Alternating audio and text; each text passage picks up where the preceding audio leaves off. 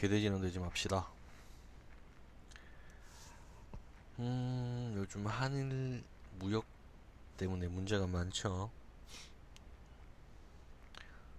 네, 참 제가 안타까운 건 일본의 주장은 우리는 무역 보복이나 무역 규제가 아니라 다만 한국의 화이트리스트 지위에 있던 것을 그냥 빼겠다. 즉 일본에서 반도체 부품에 대한 수출을 간소화하던 것을 이제는 원칙적으로 타이트하게 하겠다. 단지 그것뿐이라고 얘기를 한다면 수출을 안 하는 게 아니죠.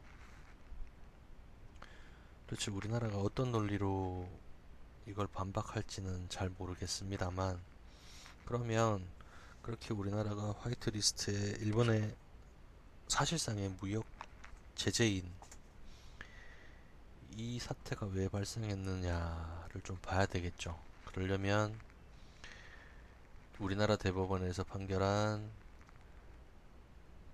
일본 일제시대 때 근로정신대 피해자들에 대한 일본 기업의 배상을 청구하는 거, 그리고 거기에 대한 답변이 없자 우리 국내에 있는 일본 기업체의 자산을 매각함으로써 그 배상을 시행하겠다라는 요 문제인 것 같은데, 어, 저는 기본적으로 왜 이렇게 개인도 아니고 국가 간의 외교에서 왜 이렇게 말이 다를까? 누가 하나 거짓말을 하나? 그런 생각이 들어서 뭐 자세히는 아니지만 맛보기만 한번 보도록 하겠습니다. 우선 이걸 일본 측의 주장은 65년 한일 청구권 조약의 협정에 있는 것 같습니다. 거기에 보면 2조에 양국과 그 국민의 재산 권리 및 이익과 청구권에 관한 문제가 완전히 그리고 최종적으로 해결된 것을 확인한다. 자, 이건 사실입니다.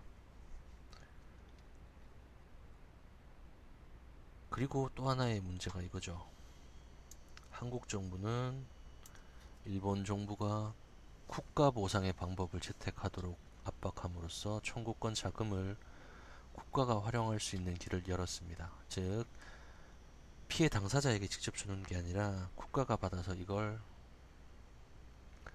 산업 기반으로 혹은 뭐 기간 산업에 투자를 하던 이런 방식으로 돌아가게 버린 거죠. 그럼 우리나라에서 주장하는 개인의 청구권은 소멸되지 않았다는 건 어디서 나온 얘기냐? 이건 여기에 있는 것 같습니다. 일본 최고재판소는 2007년 4월에 중국인 근로정신대 피해자들이 니시마츠 건설을 상대로 제기한 소송에서 피해자와 개인들의 실체적인 권리까지 포기나 소멸된 것은 아니라고 판시했다. 이것도 사실입니다. 우리나라에서 주장하는 것 또한. 왜 이렇게 다를까? 그에 대한 답은 여기에 있는 것 같아요. 중국은 72년 7월에 일본에 대한 배상 청구를 포기를 해버렸습니다. 우리랑 조금 다른 부분이죠.